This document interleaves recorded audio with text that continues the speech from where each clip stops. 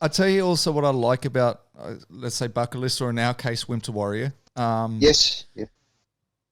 At bare minimum, I think it educates those people, right? And what I mean by that is, like, you know, when you go to an event and they'll be wrestling up against the fence or whatever, and people start booing and things like that. Yeah. And I think at bare minimum, the people that go through these programs, they end up coming out and they understand what's going on. And so all of a sudden, where you might have been one of those people on the sidelines booing in those moments, all of a sudden, you know, you're like probably there with a couple of other friends that are starting to boo, and you'll be like, no, this is what they're doing, and this is what they're doing. And I think just even from an educational side of things, that's what I really like. So whether people obviously continue on, whether people continue to train, or whether it is a bucket list thing, but it just, as I say, educates them as the general fan as well. I think it's a great, and also it just, for me, it was the discipline, right? Like, it was just even like going through that, from dieting to getting up every morning to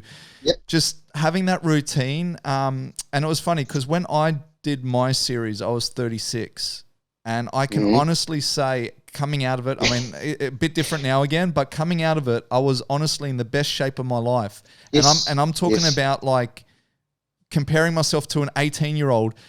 And even as 18, I used to play a lot of basketball. I used to play a lot of sports, but I don't think I was ever in the condition I was in when I was 36 after 6 months of training MMA. It was ridiculous. Yeah, it's great. And your mental state will be fantastic too, I bet.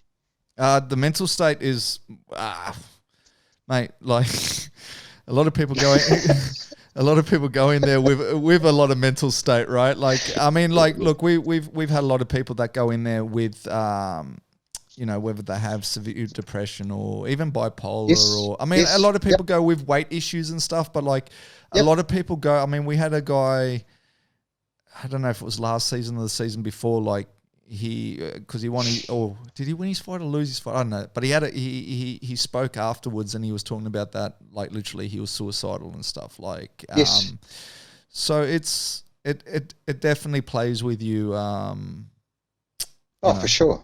It's massive. It can be such a benefit in so many aspects, you know, and it's just problem solving. You apply all these rules, things that you learn, these lessons that you learn to life. It's it's just such a positive thing.